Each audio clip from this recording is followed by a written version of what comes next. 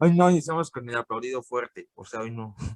¿Por qué? Porque a veces hasta decimos a los invitados, hoy tenemos a la doctora Yoloxi Mancillas. Muy bien. ¿Sí lo dije bien? Yoloxochitl. Yoloxochitl. Una pregunta, ¿qué significa tu nombre? Ah, es flor de corazón en náhuatl.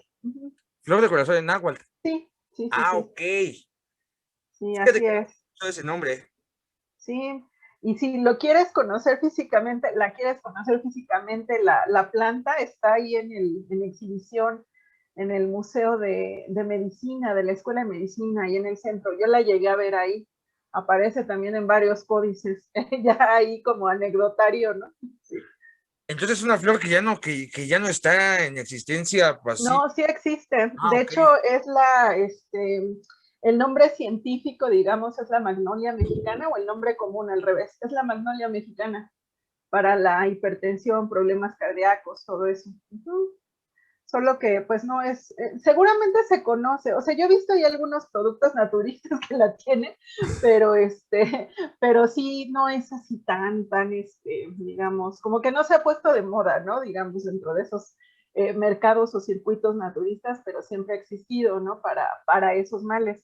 De hecho, justo los botánicos cuando llegaron, frailes y demás que hicieron ahí, algunas crónicas la mencionaban por eso, ¿no? Fíjate, todo tiene su historia. De estos medicamentos que la COFEPRIS jamás va a aceptar. Yo creo que sí, ándale ahí con la uña de gato y todos esos, por ahí está más Pero o fíjate menos. que yo sí le tengo miedo a esos, o sea, yo les digo de broma, pero sí, yo sí le tengo miedo a ese tipo de remedios, o sea, todo ese tipo de que desde que escuchas de que algo de gordolobo es casi como, no, o sea, Sí. aunque sí me cuesta 50 pesos de entre semana, mejor me lanzo así, porque no sé, o sea, Sí, pero fíjate que en ese sentido yo lo que pienso es que como también traemos esa tradición de lo natural y de las medicinas, de las hierbas, pues, de la tradición popular, pues por eso también es tan fácil que peguen estos productos, ¿no? O sea, al final es que también hay, o sea, sabemos que están, como tú mencionas, pues seguramente muy adulterados, pero creo que también tiene que ver con esa forma, ¿no? En la que también nosotros de alguna forma nos curamos por tradición, ¿no?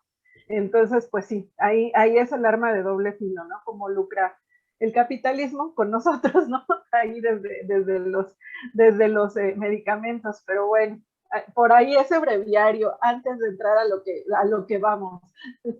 un saludo a Fausto, que hace poco sube en el podcast, que también, de hecho, sí, chavos, sí le recomiendo mucho su libro, Las 50 formas de acabar con el capitalismo. Fue una charla muy buena. O sea, muchos decían, ay, no, es que se sentía como ataques. No, o sea, hablamos normal, o sea, él tiene sus puntos, yo tengo los míos, y hablamos totalmente normal, y de hecho, actualmente nos hablamos bien, o sea, después del podcast, o sea, no, es más, no sentimos que en ningún momento rebasamos esa línea de faltar al respeto, ¿no?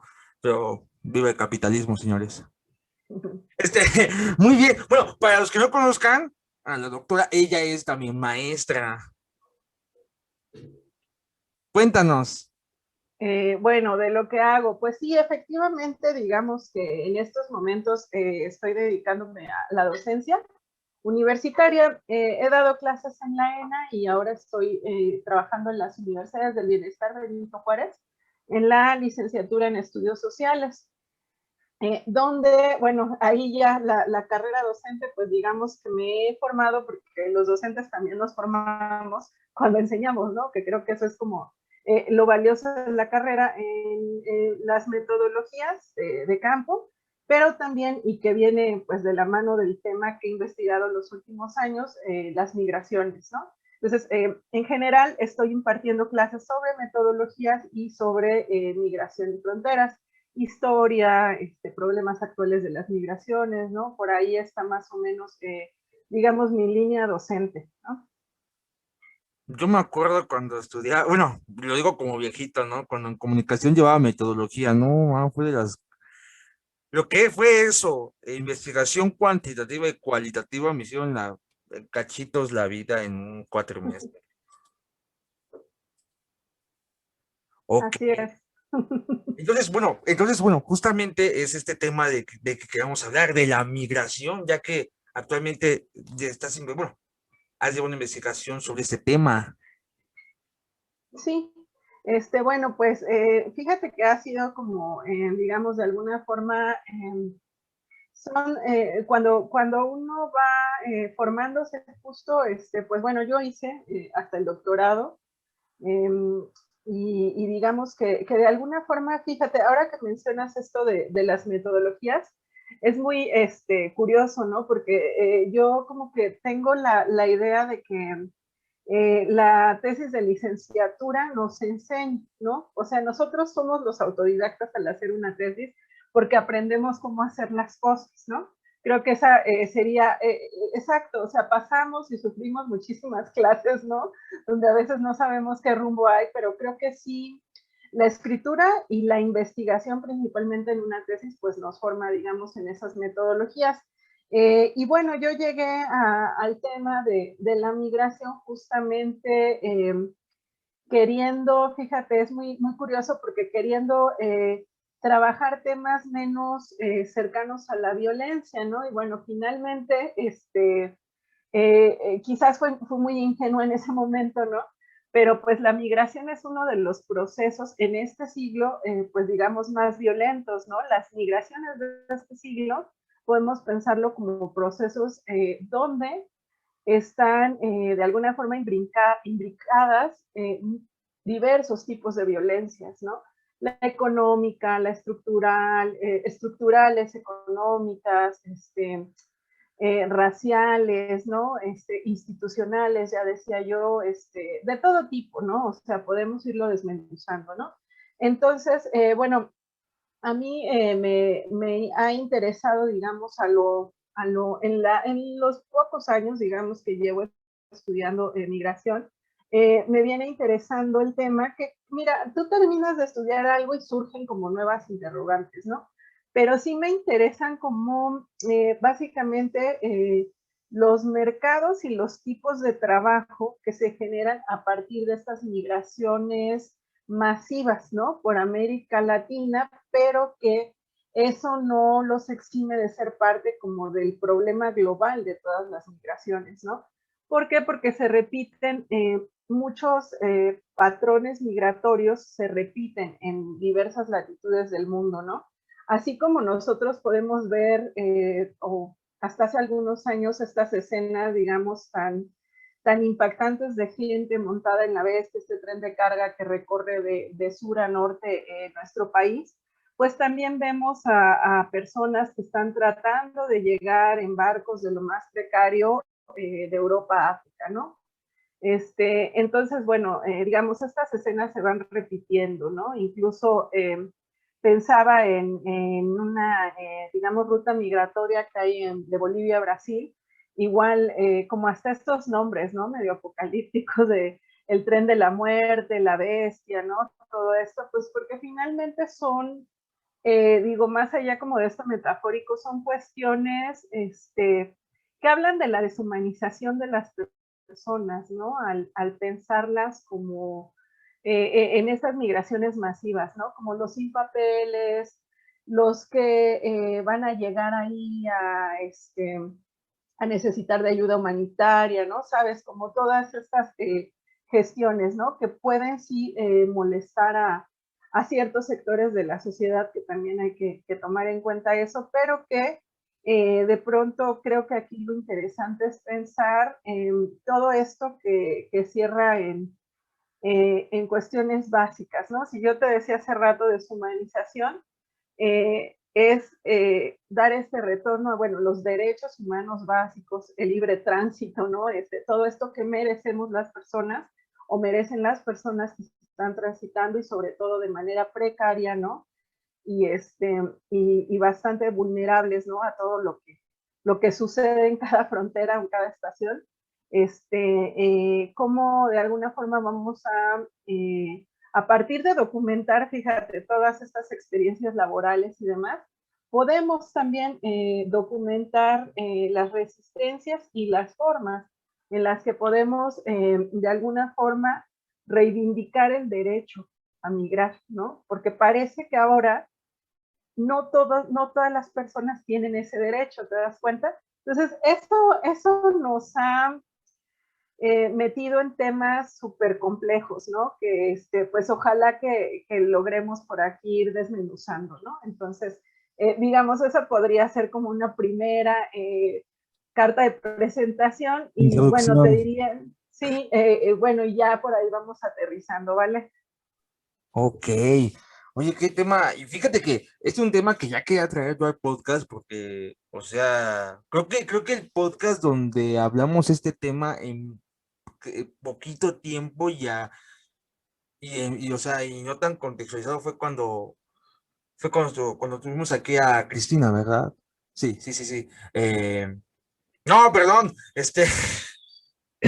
no puedo creer, se me están olvidando hasta los nombres de mis invitados. Sí, sí, sí fue ella, en donde hablamos sobre el tema de que ella, bueno, ella es venezolana, entonces tuvo que hacer la migración, obviamente, ella está viviendo actualmente en República Dominicana, ella es TikToker, actriz, o sea, y creo que fue el tema donde más hablamos un poco de lo que fue de lo que es la migración, pero hablamos de la migración de lo que hace un venezolano para salir del sistema que dejó Chávez, o sea, no, o sea, sí es un tema consensuado, pero pues ahora sí que mejor que me lo expliques tú. Sí, mira, y bueno, digamos, el tema de Venezuela es bien interesante si pensamos la migración, el éxodo reciente, ¿no? Quizás de los últimos 5 años. Curiosamente, justo mi investigación de maestría, mi campo lo hice en Venezuela, estudiando cuestiones religiosas, pero digamos que para mí ha sido como bien interesante viviendo, digamos, dentro del socialismo del siglo XXI en ese tiempo que justo todavía me tocó con el comandante vivo, ¿no? Y bueno, pues yo te diría, siendo muy honesta, pues que veía unos escenarios distintos, ¿no? Nunca me imaginé que en este periodo la gente tuviera que salir de Venezuela, ¿no? Cuando yo veía escenarios como soberanía alimentaria, intentos, ¿no? Por tener vivienda digna, alfabetización y demás, ¿no? Pero bueno, digamos que ya te decía yo los años recientes y sobre todo, pues ojo con México, ¿no? Porque México es un punto estratégico, ¿no? Somos un país de paso, también hemos recibido muchísimos venezolanos, ¿no? No tengo bien la estadística de cuántos venezolanos viven, fíjate, primero, ¿no? Pensar estas dos formas que se han impuesto, ¿no? Para llamar jurídicamente a las y los migrantes, ¿no? Migrantes regulares y migrantes irregulares, ¿no? Nosotros conocemos cifras de los migrantes regulares. ¿Quiénes son los que entran con papeles, no? Imagínate que ya estamos hablando de miles de venezolanos radicando en México, ¿no? Registrados por el Instituto Nacional de Migración. Digamos que es uno de los éxodos, el de venezolanas y de venezolanos más recientes, ¿no? Y que a mí, por ejemplo, me llama la atención, no he profundizado en el tema, pero bueno, por esto que te comento, pues tengo alguna, digamos, cercanía, ¿no? Con muchos venezolanos que me tocó conocer en la estancia y venezolanas, que definitivamente pues es algo, digamos, que marca unas pautas distintas, ¿no? ¿Quién está saliendo? ¿Quién salió primero? La clase media alta, ¿no? ¿Cuáles eran los destinos? Pues sobre todo Florida, Miami y demás, ¿no? Donde ellos ya tenían como ciertas, pues digamos, tenían cierto arraigo, ¿no? A esos lugares. Pero vienen otro tipo de migraciones, migraciones de estudiantes, ¿no? O sea, incluso te podría decir que tengo, la mayoría de los amigos que hice allá, pues están fuera, ¿no? Digamos que son hasta como exilios académicos, llamarlos de alguna forma, que están haciendo un posgrado en Estados Unidos, en Argentina, aquí en México, ¿no? Compañeros de allá pues bueno, decidieron venir, ¿no? A estudiar para acá, es como muy interesante, ¿no? Cómo se van dando las migraciones. Y sin embargo, pues bueno, esas son las migraciones que podríamos pensar, digamos, de alguna manera como estas regulares, pero no sabemos también cuántos venezolanos y venezolanas llegan a México, ¿no? De manera irregular. Es decir, hacen estas, que a ver si nos detenemos en algún momento a platicar sobre esto, cómo las fronteras se han vuelto tan extensas para llegar, o sea, ya los cruces de fronteras pueden durar semanas, meses, ¿no? Entonces, digamos, del sur hacia el norte, donde estamos nosotros, pensemos siempre en lugar de destino como Estados Unidos, ¿no? O sea, ese es el lugar al que quieren llegar la mayoría de las personas. ¿Qué pasa con México? Pues que nos convertimos en un país tapón, ¿no? Porque los detenemos y de aquí no pueden pasar. ¿Cuál sería nuestro primer tapón? Pues Tapachula, ¿no? Que es la primera entrada de las personas y que seguramente muchos muchos y muchas de quienes nos están viendo han visto notas de tantos haitianos varados en Tapachula, tantos cubanos, tantos guatemaltecos, hondureños, ¿no? Hondureñas, salvadoreñas, ¿no? Y bueno, si logras pasar este primer tapón, pues tienes un recorrido bastante hostil por el territorio mexicano. También hay que decirlo que no somos los mejores anfitriones, ¿no?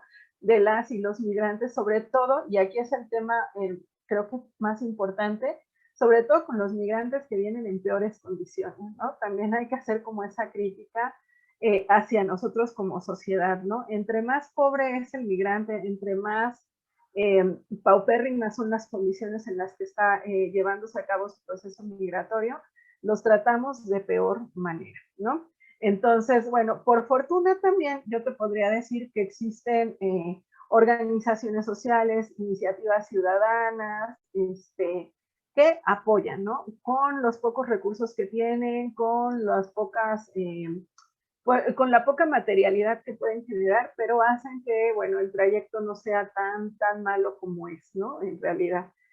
Tratan de aminorar, ¿no? Toda esta cuestión.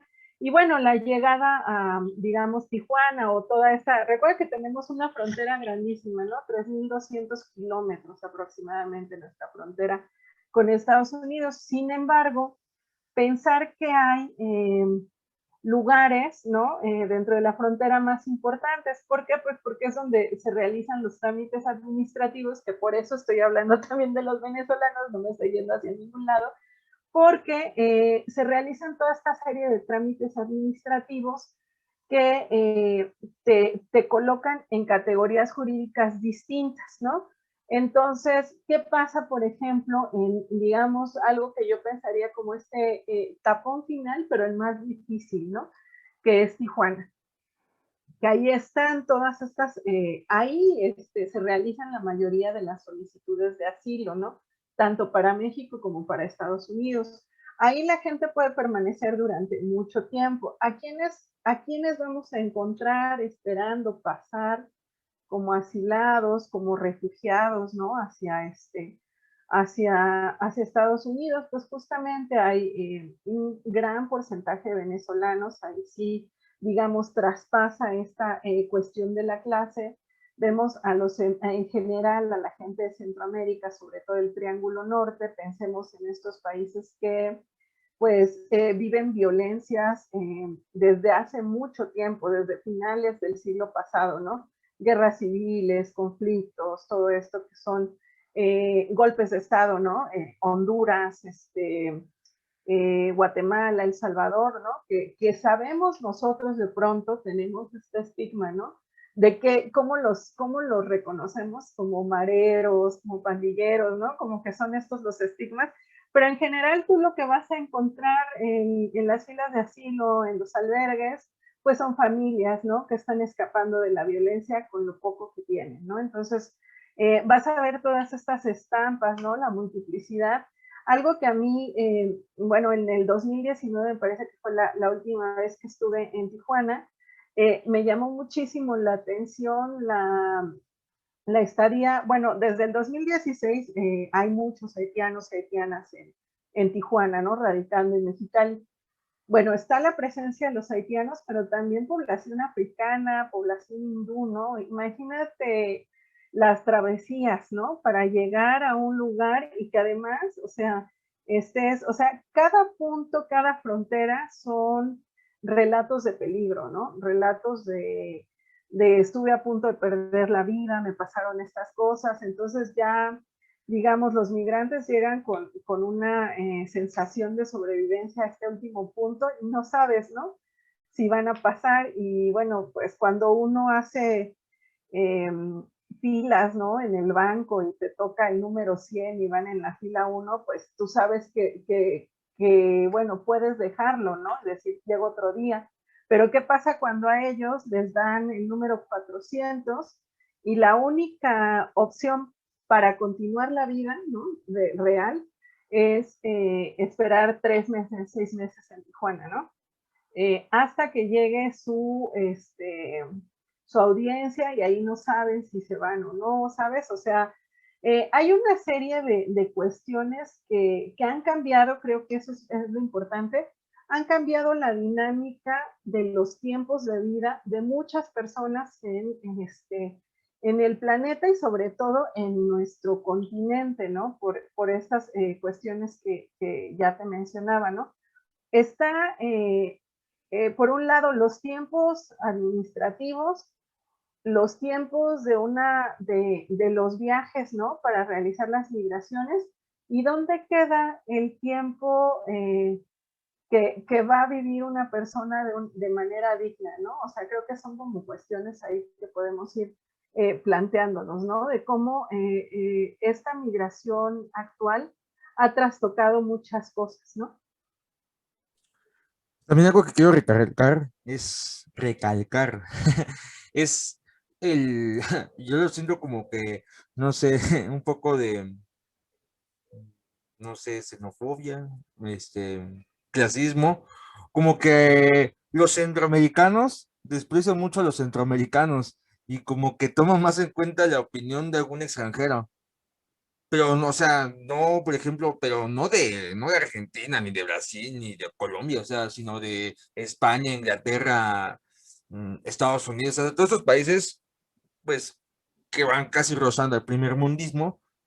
Ahora sí que yo siento que, y yo lo he visto también, de cómo es casi como de, tienes a, no sé, a un doctor de Argentina, a alguien con muchos doctorados o maestrías, y tienes a un estadounidense, pues como que te vas más con el estadounidense. ¿Por qué? ¿Quién sabe? Pero como que, como que sí, como que Latinoamérica, como que no esté, en ese sentido, como que no la defienden sus propios habitantes, ¿no? Y también algo que mencionas es de que, perdón, ya me acordé, es Joanny, la chica venezolana, es de que pues, sí, ya hay que admitirlo desde hace mucho tiempo, lo que fue el proyecto de Chávez no funcionó para nada, o sea, y vimos cada desplante en el gobierno, desde un coronel eructando hacia las cámaras de prensa, hasta también vimos la trágica escena de lo que fue un vicepresidente dando un discurso borracho. Entonces, pues, no lo sé, todo ese tipo de cosas. Yo siempre, eso sí,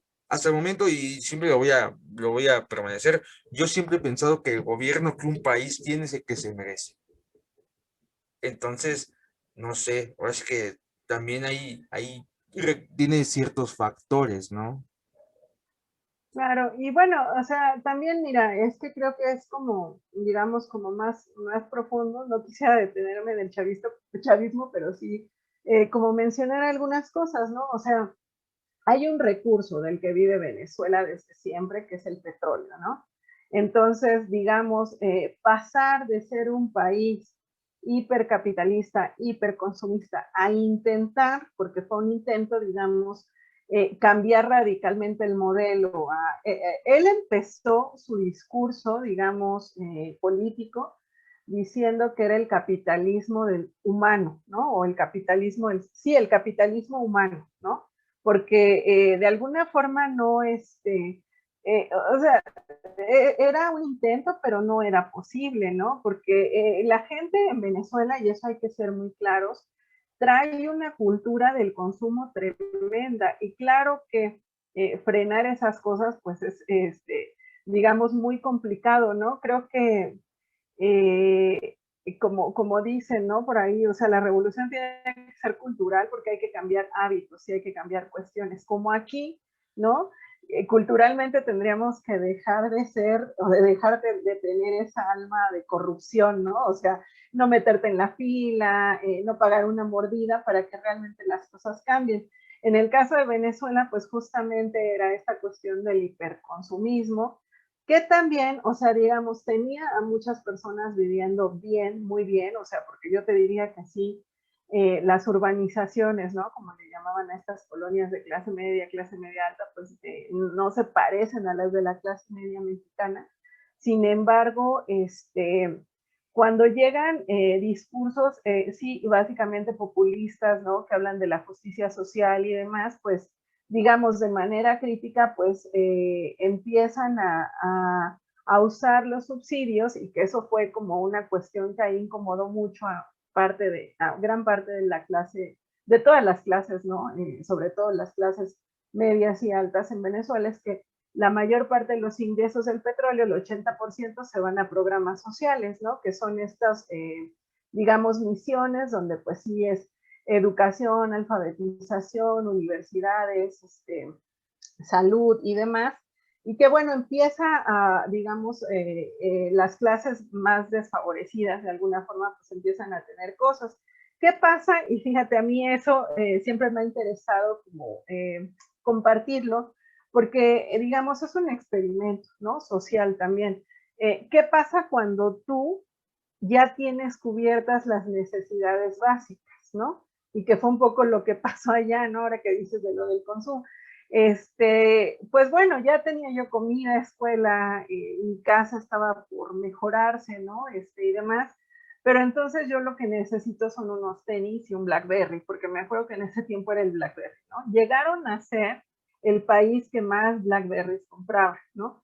Entonces, pues bueno, o sea, eso desata otros tipos de violencia, ¿no? Que van a matar a una persona por robarle un BlackBerry, unos tenis y demás, ¿no? Entonces, digamos, es muy complejo porque sí, digamos, el poder es complicado, ¿no? El ejercicio de poder y pues sí, cuando los gobiernos llevan muchos años, pues también, digamos, creo que ahí podríamos pensarlo de manera crítica como qué cuadros formaste, ¿no? Políticos para que relevaran. ¿Y qué es lo que pasa con muchos gobiernos? Pues que no se formaron cuadros, ¿no? Entonces no hay un relevo real y pues ahí están las mismas personas y pues de alguna forma está como esa cara, ¿no? Pero también, pues digamos, geopolíticamente, pues un lugar con petróleo, pues siempre va a ser disputado, ¿no? Por las grandes potencias. Y pues también hay bloqueos, ¿no? O sea, también hay bloqueos de medicinas, de alimentos y demás, ¿no? Lo que me parece muy grave es, digamos, a quienes afecta, que es a la sociedad, y nuevamente vamos con las poblaciones más desfavorecidas y que ha provocado justo, volviendo al tema de las migraciones, pues estos éxodos de personas que tú no te imaginabas que salieran, ¿no? Gente de los estados, no propiamente Caracas, ¿no? Que centralizaba bueno, es Distrito Capital, me parece el estado, que centralizaba toda la población, sino que gente de las provincias que tiene que salir porque ya no hay, ¿no? Ya no hay nada. Y ahora lo que dicen, y ese es el gran problema, ¿no? Si tú no tienes se vuelve como el caso de El Salvador, como el caso creo que el más claro es El Salvador. ¿Cuál es el mayor ingreso de un país como El Salvador? Las remesas, ¿no? Entonces la lógica es irte, ¿no? Y bueno, ahí es donde empezamos otra vez, o sea, ahí es donde otra vez regresamos al inicio, ¿no? O sea, ¿cuáles son los problemas? Yo lo que te diría en este sentido es que hay como que entender este doble discurso, ¿no? O sea, hay, digamos, y no es ninguna teoría conspirativa ni nada, sino pues hay estudios, hay todo, ¿no? Que nos van demostrando cómo si, digamos, el poder, los recursos materiales, naturales y demás, pues se están quedando en manos de pocas personas, ¿no? Entonces, ¿qué pasa con el resto de la población? Pues cada vez nosotros, porque también a nosotros nos afecta, pues vemos más, digamos, de alguna manera nuestro estilo de vida, nuestro nivel de vida, pues se va viendo menos favorecido, ¿no? Ahora, ¿qué pasa con todas estas poblaciones que tienen grados de vulnerabilidad más, o que necesitan atenciones prioritarias, ¿no? De bueno, sea, hay poblaciones sin agua, o sea, toda esta serie de carencias, ¿no? Que se originan. Algo que tú mencionabas y que no quisiera dejar pasar era este asunto que decías de la xenofobia, ¿no? De cómo de alguna forma nosotros operamos. Es racismo, ¿no? O sea, también hay que llamarlo como es, ¿no? No lo ¿Quieres quería decir decir? porque pues no quería mancharme, pero bueno, así, pero sí, No, efectivamente es racismo. y ahora, digamos, algo que se ha estado ya discutiendo de un tiempo para acá es si es la xenofobia, o sea, el odio hacia cierto grupo religioso, étnico, nacional y demás, ¿no? Por ser ellos, sobre todo cuando hay como este marcaje racial, ¿no? Negros, asiáticos, árabes, ¿no? Sin embargo, lo que dice una filósofa que ahora está siendo muy leída, que es Adela Cortina, y que lo aterriza muy bien en el caso de los migrantes, es que viene otro sentimiento, que incluso la RAE tiene poco tiempo que le dio, que aceptó pues neologismo, ¿no? Este nuevo término en su diccionario, que es la porofobia, ¿no? Es decir, el miedo o el odio a los pobres.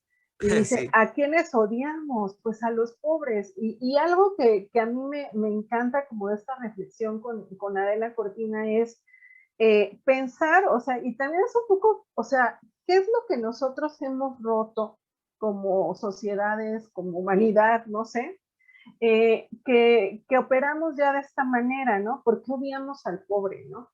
Y ella dice algo muy importante, ¿no? Que es, nosotros somos sociedades desde siempre que hemos manejado la homoreciprocidad, es decir, relaciones de intercambios, ¿no? Con algo.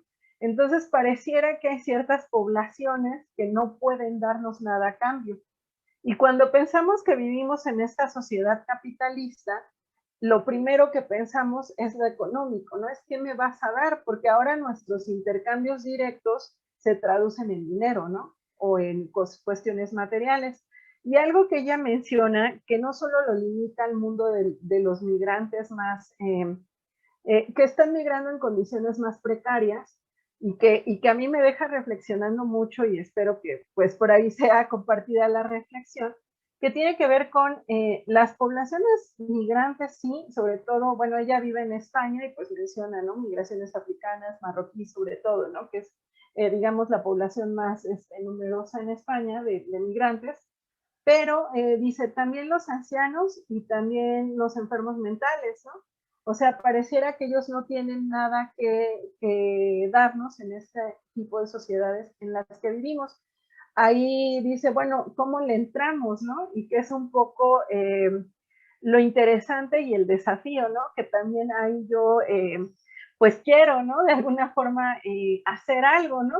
Que dice, bueno, no hay otra forma que sensibilizar desde los niveles básicos, ¿no? En la igualdad, en la diversidad y todo eso. Fíjate que al respecto yo, cuando empecé a trabajar con un grupo de primer ciclo estas materias de migración, les propuse, a ver, sé que llegamos, es el primer día, no sabemos nada, ¿no? Eso creemos. Pero a ver, quiero que un equipo exponga lo que sabe sobre la migración centroamericana y otro equipo exponga lo que sabe sobre la migración de los mexicanos hacia Estados Unidos. ¿Cuál fue el resultado, digamos, de mi primer experimento con las chicas y los chicos? Pues claro, o sea, eso fue, te diré, en 2019. Tenía poquillo de haber pasado la caravana centroamericana, ¿no? Unos 6 meses, algo así. Eh, claro que ellos decían, los centroamericanos vienen, son sucios, nos quitan nuestro trabajo, o sea, todo lo que los medios de comunicación habían dicho, ¿no? Vienen, ensucian, ¿te acuerdas de aquella polémica, ¿no? De la mujer que De se los quejó frijoles, porque ¿no? le dieron frijoles, ¿no? Maravilloso. Entonces todo eso se replicaba y yo decía, claro, o sea, esos son los mensajes, ¿no? Que se quieren mandar sobre las poblaciones migrantes y mira qué bien quedan. Pero cuando el otro equipo dijo, o sea, ¿qué pasa? Sufrimos, nos tratan mal, sufrimos discriminación, podemos morir en el cruce, pues lo mismito, ¿no? O sea, lo mismito, ¿no? O sea, entonces, pues sí era como el reto, ¿no? De bueno, de aquí a 4 ciclos, ¿cómo vamos a pensar, ¿no? Y ahora, pues bueno, es realmente bien interesante cómo a través de lecturas, de su propia sensibilización, de escuchar testimonios, ¿no? De personas que están en procesos migratorios o buscando incluso a migrantes desaparecidos aquí en territorio mexicano, han planteado ya otras cosas distintas, ¿no? Y te dicen, oye, me siento mal de lo que dije al inicio, pero es que necesitamos generar otro tipo de trabajo, ¿no? Reflexivo. Yo les decía, así como también hemos trabajado y ha sido, digamos, un logro también, eh, meter a las escuelas la no discriminación hacia los pueblos originarios, ¿no? Todos estos discursos que hemos logrado, pues también tenemos que empezar por generar discursos de empatía al menos, ¿no? Hacia las poblaciones que están migrando en este momento por nuestro territorio. Yo lo único que se va a escuchar muy mala onda y de hecho se va a escuchar muy mala onda. Yo digo que no aguanto y no soporto y de hecho sí como que sí, a veces me casi como, bueno, con las personas, es esta nueva clase o esta nueva ideología, muy tarada por cierto, de lo que es el pobrecismo. El sentido de que ser pobre está cool.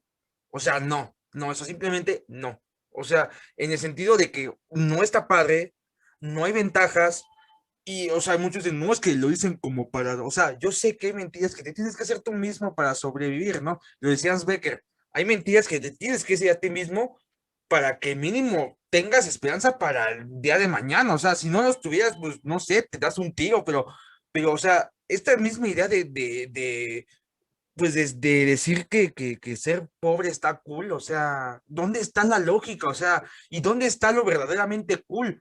O sea, no comer, o sea, tener ni para lo básico, eso es lo chido, venir, o sea, y me van a decir muchos que, oye, ¿de dónde sacas eso? ¿No me creen? Chequen las canciones de ahorita, rap, hip hop, reggaetón, banda, siempre tiene que ser un vato pobre, siempre, siempre, siempre, pobre, pobre, pobre. Y hasta te habla de que según de que la pobreza y que se sufre, que la tostada, pero, o sea, sí sabemos, pero no lo tienes que difundir así como de que está padre hacer eso. También las telenovelas. La típica señorita que viene a la ciudad y se casa con el hombre rico después de que venía de una zona marginada. O sea, no, o sea, simplemente no. O sea, es una idea que yo jamás voy a compartir. Y de hecho, para las personas que realmente la tengan, piensen un poco más porque están dando un mensaje totalmente erróneo. O sea, algo que no tiene ni pies ni cabeza. Posiblemente como chiste queda, pero ya después mandarlo a la realidad y hasta decir orgullosamente, soy de barrio, o sea, pero no porque ser de barrio, o sea, sea malo, sino porque soy de barrio, porque o insulto a las policías, o me paso las leyes por el arco del triunfo, o soy un totalmente irrespetuoso. ¿Por qué? Porque soy de barrio. Y los de barrio somos así. O sea, señores, o sea, son barrios, no jaurías de perros, o sea, no los entiendo, la verdad.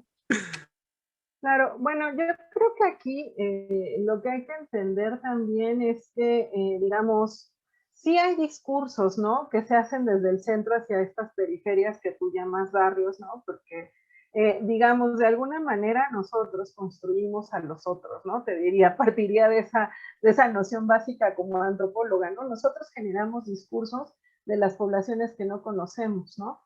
Y no siempre los vamos a generar de manera, digamos, positiva, pero justamente, y creo que ahí concuerdo contigo, que no hay que romantizar la pobreza, porque si la romantizamos, estamos legitimando que se viva de manera desigual en el mundo. Y eso, o sea, es, yo creo que algo muy complicado, ¿no? Porque, digamos, ¿por qué se va, o sea, por qué vamos a legitimar la desigualdad, ¿no? El que nació, o sea, estos discursos que hemos escuchado, ¿no? El que es pobre es porque quiere, el Sí, que otra frase también igual de tarada, ¿eh? El que es pobre no, sí, no, te pregunto, ¿quieres ser pobre conmigo? No manches, o sea, o sea, casi como o sea, hay veces que, y se escucha mal onda, y ya de hecho en ese podcast, a veces el color de piel, tu código postal, tu nacionalidad, a veces sí influye de cómo va a ser tu futuro. Lastimablemente sí, pero es algo que pues se tiene que luchar por eso, o sea, y es por eso que, como bien dices, o sea, romantizar la pobreza simplemente no. O sea, aunque sea por una canción que la verdad que hasta de mal gusto sea, no, no hay que hacerlo, o sea, no. Claro, y yo te diría, o sea, más que romantizar, digamos, y también, o sea, ¿por qué no potenciar políticamente a los sujetos que viven en los barrios, ¿no? O sea, yo he visto mucha resistencia creativa en los barrios, ¿no? O sea, también nosotros nos pensamos, te digo, siempre desde el centro, ¿no? Entonces, también el barrio crea, también el barrio politiza, ¿no? O sea, lo que sucede es que siempre van a ser demandas distintas porque el barrio siempre va a tener que topar huecos, ¿no? O sea, si ya lograron la demanda del agua, va a seguir la demanda por la limpieza de las calles, ¿no? Si ya lograron la de la limpieza de las calles, va a seguir por otras cosas, ¿no? Entonces, ¿por qué? Y ahí es donde quisiera como ser más reiterativa en algo, ¿no? Que tiene que ver con lo académico y estos análisis más profundos, ¿no? O sea, no es romantizar la pobreza, pero sí tenemos que tener claro que en este país se vive de manera informal. La 53% de la población vivimos de manera informal, y te digo vivimos porque muchos estamos incluidos en esta pobreza estructural, que implica que no tener un trabajo fijo, ¿no? No haber estado desempleado al menos un año, pertenecer a proyectos, ¿no? Tener que poner un changarrito en la calle porque no me queda de otra, tener que vender discos piratas, ¿no? Y todo eso nos coloca dentro de la informalidad, ¿no? ¿Qué quiere decir eso? Y ahí es donde nosotros sí podemos hacer esta crítica, pues que el Estado no se está haciendo cargo de nosotros, ¿no? No tenemos un seguro médico, no tenemos, ahí sí el Estado se olvidó del 53% de la población, ¿no? Y ahí el Estado, pues, está asumiendo nada más digamos, el cuidado de ese restante que 49.7%, ¿no? Y a media seguramente, ¿no? Entonces, ¿cómo le hacemos, no? Pues vivimos en la informalidad todos, o sea, es lo que yo te digo. Solo que, pues, van a existir grupos, comunidades, sujetos que van a ver más, se van a ver más en el mercado de la informalidad. Y lo digo por esto que mencionabas como de las apologías, ¿no? Tú decías a la pobreza en las canciones y todo eso. ¿Sabes qué es lo que yo veo más delicado de vivir en esta situación de informalidad y de descuido estatal? Que este tipo de canciones son apologías, pero también nos dan un panorama de lo fácil que se puede cooptar a mucha gente para actividades ilegales, ¿no? Por Sí, vivir una vida distinta, una vida rápida. Mira, yo soy bueno, mi familia paterna es de Sinaloa.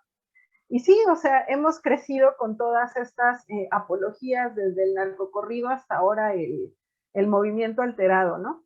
Que siempre son estas odas justo del hombre, porque además acuérdate que eso es muy masculino, ¿no? sí, sí, ¿Quién eso es el es proveedor? a puro macho.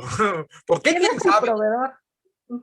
Pues porque el narco es una cosa de hombres, es hipermasculinizar al hombre más marginal. O sea, el hombre que no tiene nada se vuelve hombre, ¿no? Y es respetado por los hombres a su alrededor, pues porque fue marginal, le costó, pero ¿a costa de qué, no? O sea, de sumergirse en este mundo ilegal, dejémoslo hasta ahí, ¿no? ¿Y tú estás de acuerdo? Fíjate que la sobrepoblación es un tema que y es delicado hasta abordarlo, ¿no? O sea, claro, tienes a esa personita que fue X o por Y, vivió con las que pudo y a lo mejor no tiene la mejor economía, a veces, pero resulta que tiene 4 hijos. Y es casi como de,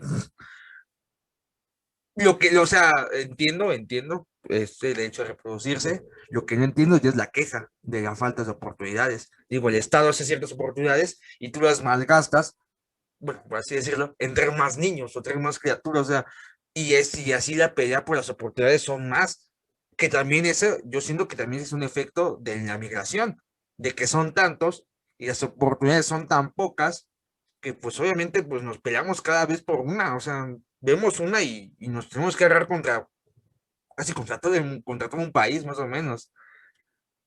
Fíjate que, por ejemplo, hay una socióloga que hace historia de la migración y que, bueno, ahora tiene unos planteamientos muy interesantes, que es Saskia Sassen, ¿no? O sea, ella decía de inmigrantes a ciudadanos, eso es uno de sus libros, de cómo Europa, ¿no? Se fue poblando ciertos países de Europa de inmigrantes, ¿no? Y siempre sostiene algo muy interesante y que se repite, ¿no? Cada vez que uno lo estudia. No es que los migrantes lleguen de manera invasiva y doblen, incluso ni siquiera la población del país al que llegan. Eso no sucede, ¿no? Después, no es que lleguen a quitarle los trabajos a la gente, sino que la mayoría de los trabajos que son, digamos, que llevan a cabo las poblaciones migrantes, sobre todo centrarnos en los migrantes que llegan de manera masiva en las condiciones menos favorables, ¿no? ¿Qué trabajos están ocupando los que no quieren hacer los ciudadanos de ese país, los residentes de ese país, ¿no? Esos son mitos, ¿no? O sea, que nos quitan, sí. Cuando nosotros, o sea, la Ciudad de México es una ciudad que se pobló por migrantes. ¿Por qué? Pues porque empezaron todos estos procesos de industrialización. Acuérdate que tenemos muchas zonas industriales hacia el norte, ¿no? De la ciudad. Así se poblaron, así llegaron mis abuelos, así llegaron mis papás, ¿no? Y seguramente alguien de tu familia también fue parte de un proceso migratorio por cuestión económica, ¿no? Que era la migración económica, ¿no? En ese momento. Y que, digamos, ahora el problema está en que la Ciudad de México ya solo vive de servicios, ¿no? Ya no tenemos esas grandes industrias, ya no tenemos, ¿no? O sea, nosotros vivimos de servicios.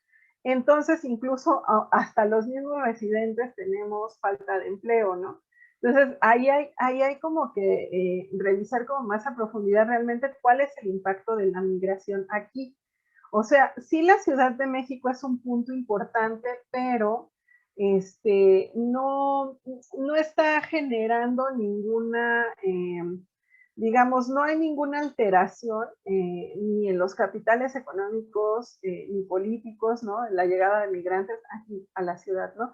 Quizás Tijuana sí, y fíjate, Tijuana es un caso muy interesante, te podría decir, porque ellos necesitan mano de obra, ¿no? Y algo que fue muy interesante cuando, por ejemplo, en el 2016 llegaron de Brasil los haitianos, porque pues empezó la crisis política y económica en Brasil. Imagínate esa ruta, ¿no? Porque ellos llegaron a Brasil, posterior al terremoto del 2010, pues hay una visa humanitaria que les permite ir a trabajar.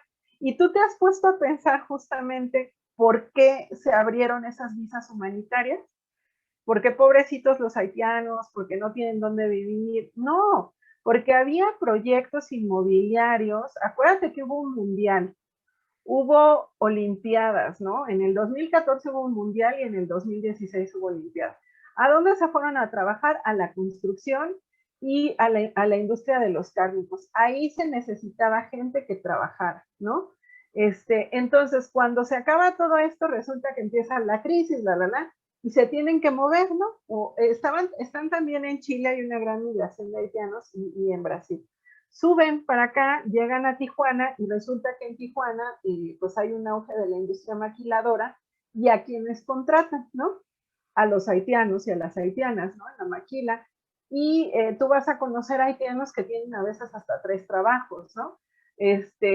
Allá, y es porque se necesita la mano de obra. Y además es muy conveniente porque lo que comentaba yo en el inicio es, si te toca el número 400, vas a estar 3 meses ahí trabajando y entonces vas a ser un empleado temporal que se va a ir en algún momento a Estados Unidos, si bien te va, que seguramente sí, y no vas a generar antigüedad, no va a costar tanto tu seguridad social, ¿no? Todas estas cosas que a veces nosotros no tenemos tan presentes, pues porque tampoco son cosas que nos preocupan, ¿no? O sea, realmente hasta que no las investigas.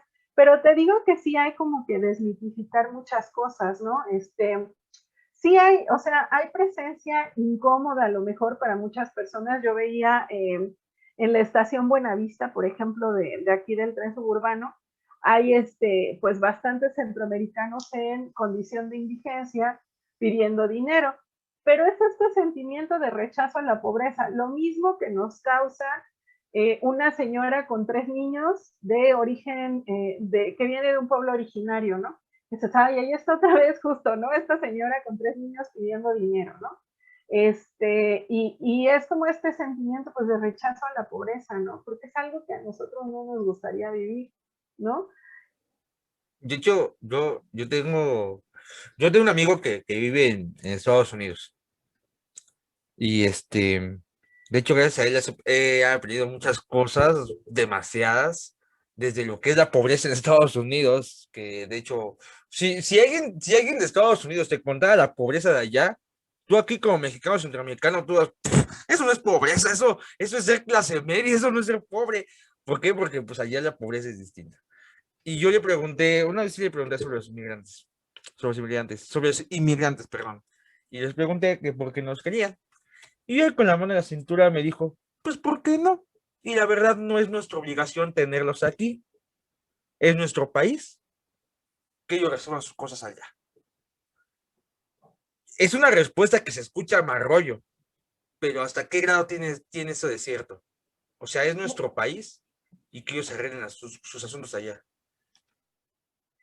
Pues mira, digamos, pensémoslo en términos históricos y también, o sea, que Estados Unidos no se lave las manos, porque es un país que, o sea, la industria que ha consolidado es la industria de la guerra, ¿no? O sea, si hay países arrasados, o sea, nosotros tendríamos que pensar en la violencia en El Salvador, tiene ahí también, ¿no? Una intromisión estadounidense.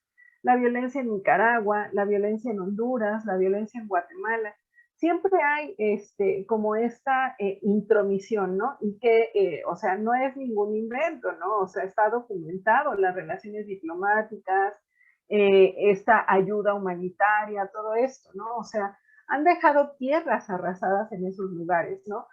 Recuerda que también, por ejemplo, a finales, ¿no? del siglo pasado tuvo como todo este éxodo de salvadoreños, por ejemplo, a Estados Unidos. ¿Por Sí. qué les abrieron las puertas, no? Pues porque arrasaron con las tierras de muchas personas. ¿Qué implica tener una tierra arrasada? Es una tierra que no tiene vida ya. Mataron a las personas, mataron la tierra y mataron a los animales, ¿no? La historia reciente del mundo y de la mayoría de las poblaciones que están saliendo de sus lugares de origen tiene que ver con una historia de tierras arrasadas, ¿no? ¿Qué dice Saskia Sassen? Son expulsiones, ¿no? Hechas por gobiernos corporativos, ¿no? Por maquinarias políticas e institucionales bien establecidas que provocan que las poblaciones sean expulsadas de sus lugares de origen. Nadie se quiere ir del lugar donde vive, ¿no? Nadie se quiere ir. Lo que pasa es que no hay condiciones para continuar la vida, ¿no? O sea, y yo decía, continuar la vida y súmale, o sea, con esto que tú decías de no romantizar la pobreza, que continuemos la vida, pero también la continuemos viviendo con dignidad, que eso se nos ha olvidado, ¿no? Al resto de todos, o sea, ¿qué es vivir una vida digna en este siglo, ¿no? O sea, ¿qué es vivir una vida digna para nosotros, ¿no? Nos hemos enfrascado tanto en la cuestión del consumir, de mostrar lo que tenemos, todo esto, que no hemos pensado en qué es lo que nos va a devolver la dignidad al vivir la vida, ¿no? O sea, vimos que, por ejemplo, un virus en estos momentos pues arrasa con toda clase social, ¿no? Pero que sí ha mostrado que entre más precaria quizás haya sido tu vida, más probabilidades tienes de morir, ¿no? Si te enfermas. ¿Por qué? Porque tu cuerpo tiene una historia, ¿no? Y una historia sí fisiológica, pero una historia social, ¿no? También de cómo viviste.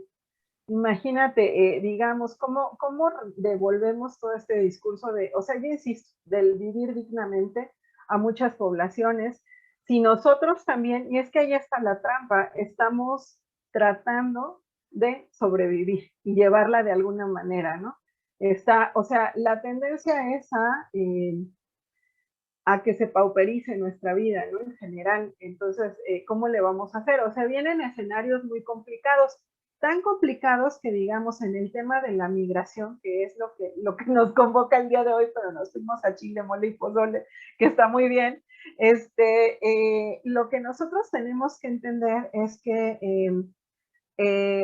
tan grave es el asunto, o sea, imagínate el ejemplo más claro, lo que tú decías, ¿de qué manera el Estado contiene? Pues cerrando fronteras. Ahorita no necesitamos que lleguen migrantes porque no hay trabajo, ¿no? No se necesitan. Entonces, ¿qué se hizo? Pues se cerraron fronteras. Esas son estrategias, ¿no? De los estados y ahí hay que pensarlo. Sin embargo, pues ahí está y hay que resolver de una manera, pues desde los derechos humanos básicos de libre tránsito, de qué manera resolves eso. Esa es la estrategia del Estado, cerrar. Pero ¿qué es lo correcto, lo políticamente correcto y lo humanamente correcto, ¿no? Que tendríamos que estar haciendo. Ahí vienen estas cuestiones éticas, ¿no? De quienes estudiamos la migración. Yo ahí como que quisiera pensar que también cuando te involucras en temas de migración, o sea, tienes abiertamente una postura política ante la vida, ¿no? Porque pues son seres humanos, ¿no? Que están en cruces y de verdad que uno no alcanza a dimensionar la complejidad de las historias de vida de cada una y cada uno de ellos, ¿no? Sí, eso sí lo tengo claro, o sea, nadie se va de su hogar de origen porque quiera, o sea, porque no solo dejas el lugar donde naciste, dejas familia, amigos, costumbres, pero yo siento que también es como que la maldición de Latinoamérica, ¿no? Solo vamos a poner hoy como contexto, el día de hoy, 7 de julio, asesinaron a un presidente, Uh -huh. asesinaron al presidente de Haití, o sea, digo, o sea... ¿Qué onda, no? Hasta el momento, creo que siempre los presidentes están como que hasta el rango más alto de la cadena de empleos, pero ya que mataron pues ahora sí que a un presidente, y digo, no es nuevo, o sea, no es como que, ay, mataron, o sea, esto no es la primera vez, también lo hicieron en República Dominicana, y hasta lo mencionan en canciones, entonces, claro, también digo, siempre me gusta la sinceridad humana, ¿no? Creo que cualquier persona, si le pusiera a escoger en dónde quisiera vivir, si en Latinoamérica o en cualquier país de Europa, pues mira, no creo que se tardaría mucho en escoger su decisión, ¿no? Y creo que hasta tiene hasta fundamentos para decir, bueno, pues me voy al otro lado del continente. Bueno, pues sí, pero, o sea, igual es como pensar, si yo me voy al otro lado del continente, pues voy a sufrir racismo, ¿no? Ah, no, Voy sí, a claro, sufrir, claro, claro. Con tu ajá, o paquete sea, incluido racismo y también, ¿por qué no? No derecho a elegir ni nada, o sea, es casi como un ser a la izquierda, o uh sea, -huh. es por eso que también, o sea, sí, es por eso que también la migración no es sencilla, o sea, no se va porque quieren, o sea, a nadie le gusta ser el apestado del salón, ¿eh? O sea, a nadie. Claro, sí, mira, yo creo que aquí sí lo que hay como que reflexionar, quizás no entender, ¿no? Reflexionar es eso, ¿no? O sea, que hay procesos más allá de la decisión personal, ¿no? Procesos que, digamos, eso lo he escrito mucho, superponen nuestras propias biografías, ¿no? Están más allá de nuestras decisiones y de nuestras, que son esos procesos económicos, políticos y sociales de los lugares que habitamos y tener claro que, digamos, en este momento, en este 21-21, ¿no? Es de 2021, no, 21-21 ya me fui al futuro Dije, súper, no, yo, en un cohete espacial. No, dame chance de irme con mi carro no, volador, déjame ir rápido con la cámara para que no, te metas el podcast. que es pensar que, o sea, de alguna forma lo que hay que entender es cómo los procesos del capitalismo global, o sea, vuelvo a esto, ¿no? De alguna afectan de manera local distinto, pero sí son estas cuestiones que yo te digo que atraviesan nuestras biografías, que hablan de esto, cómo se superponen, ¿no? Todos estos procesos macro en escala micro y derivan en la decisión de irnos del lugar en donde estamos viviendo, ¿no? Las condiciones pues siempre van a ser distintas. Insisto, la tendencia cuál es, pues que cada vez va a haber más personas migrando de manera más complicada, ¿no? A cualquier lado. O sea, ya es, te digo, ya es notorio, ya es visible, ¿no? O sea, cómo están migrando los sirios y las sirias, ¿no? Cómo están migrando las africanas y los africanos, ¿no? Desde distintos países, ¿no? Que también son recorridos, son unos periplos, ¿no? Tremendos para llegar a ciertos lugares de Europa. Y desde aquí, desde América Latina, ¿no? Cómo se llevan a cabo estos éxodos. Yo me acuerdo mucho, fíjate, viviendo en Brasil, estuve ahí haciendo una etnografía en ACNUR, me acuerdo. Muy breve, ¿no? Acompañando a una religiosa, pues por el tema que estaba yo estudiando.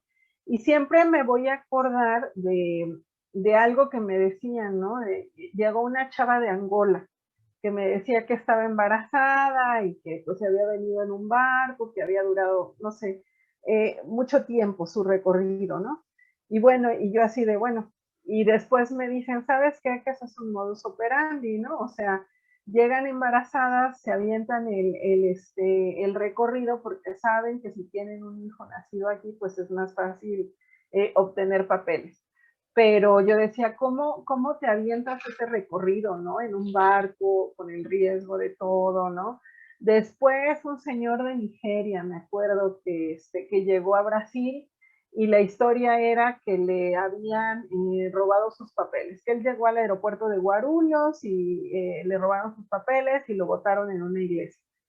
Y me dice la persona de ACNUR, ¿sabes qué? Eso es otra vez, son redes, ¿no? De tráfico de personas.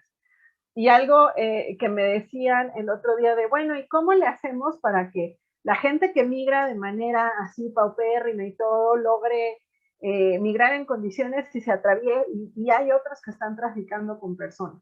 Pues sí, pero es tan delgada y tan porosa, ¿no? La línea que divide el tráfico con la migración, que es prácticamente imposible, pero sí hay que estar como pendientes de, fíjate, todos los abusos que ocurren durante los trayectos migratorios, ¿no? Tendremos que estar pensando. Entre más, fíjate, entre menos condiciones tengas para migrar, más violencias vas a recibir más violenta va a ser tu experiencia migratoria, ¿no? Y eso es lo delicado, porque cada vez es más violenta para más personas. Por eso, o sea, hemos estado escuchando asuntos de crisis humanitaria, claro, porque cada vez es más complicado. Ahora que mencionas a Jovenel Moïse, ¿no? Que lo mataron hoy en la madrugada, ¿no? Desgraciadamente, pues eso, si el país ya estaba en una condición muy complicada, pues imagínate, en Haití existen, digamos, creo que 3 estados de sitios, de sitio, estado de emergencia y estado de guerra, ¿no? Ahorita ya lo declararon en estado de emergencia, ¿no? Que implica no salir de casa y todo. Pero, ¿qué es lo que sigue? Pues que lleguen estas tanquetas con soldados rubios, ¿no? A rescatar, ¿no? De la anarquía a los haitianos, ¿no? Sin embargo, pues vamos a ver ahora qué sucede en este nuevo escenario migratorio. ¿Qué hizo Haití, por ejemplo, el día de hoy? Cerró el aeropuerto, ¿no? Toussaint-Louverture, y cerró la frontera, ¿no? Que la única frontera que tienen es con Dominicana, ¿no? Pero también, digamos, hay una posibilidad de irte por mar, ¿no? Hacia Estados Unidos o a Bahamas, ¿no? Es la más, digamos, la menos, ¿no? O Cuba, ¿no? También.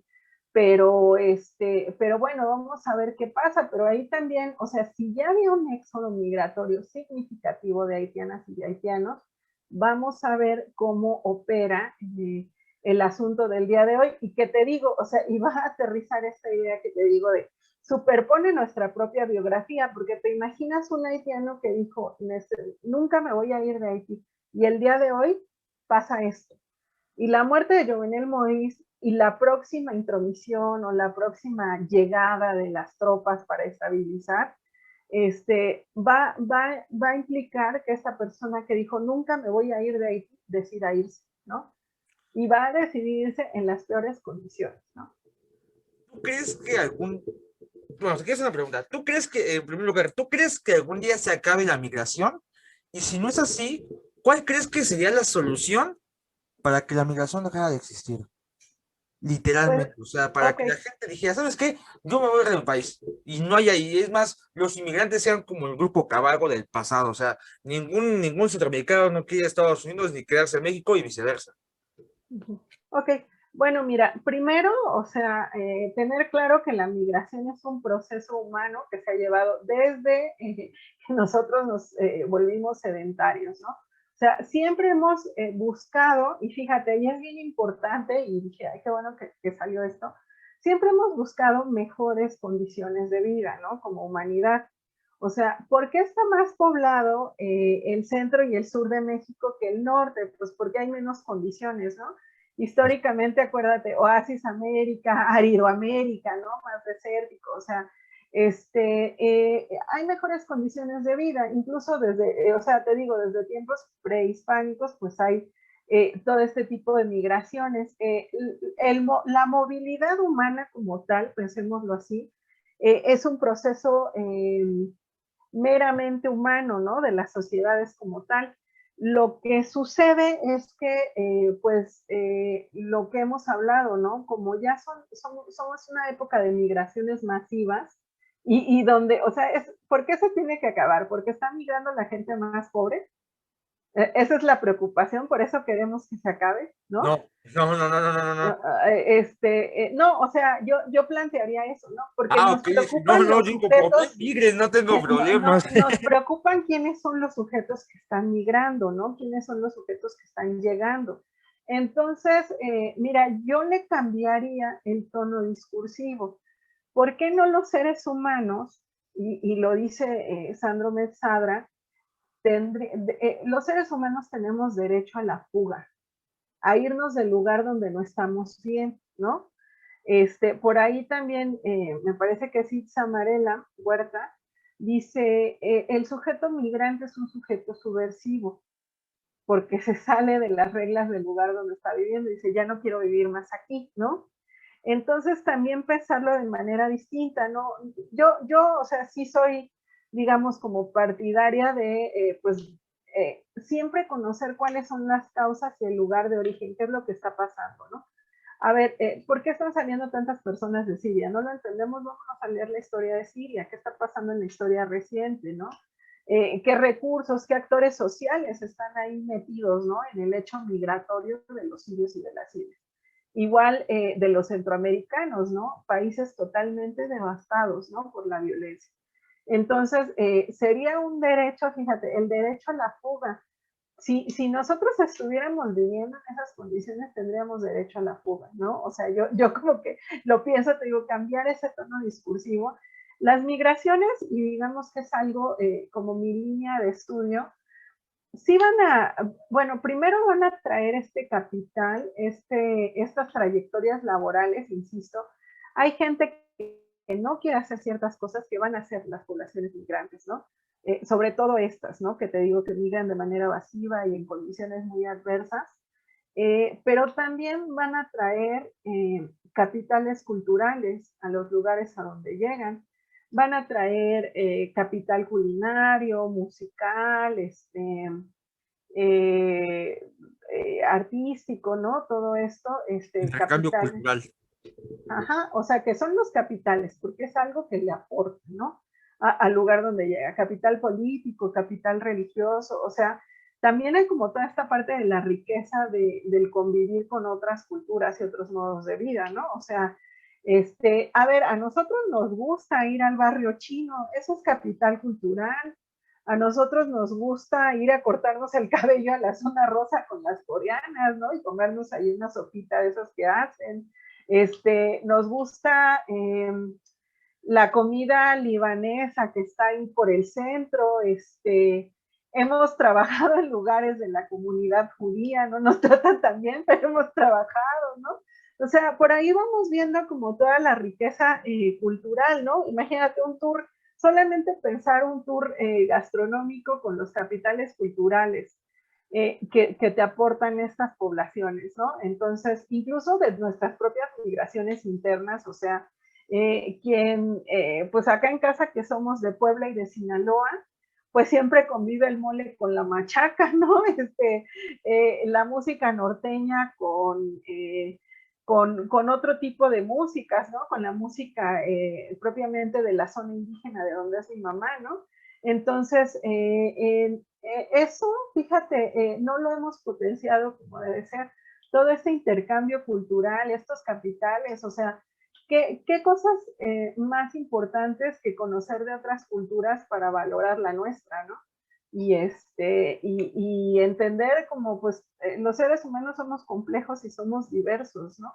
Entonces, pues eso es lo importante, ¿no? Aprender, te decía, de la empatía, de la solidaridad, ¿no? Todo eso. A veces yo he visto, o sea, hay como muchos escenarios, pero toca convivir más a las poblaciones migrantes con poblaciones más populares, ¿no? Digámoslo de alguna forma. Y ahí es donde se disemina la nacionalidad, ¿no? Sino que somos las personas que vivimos en el mismo barrio, ¿no? Somos las personas que vivimos en la misma colonia de la periferia en Tijuana, ¿no?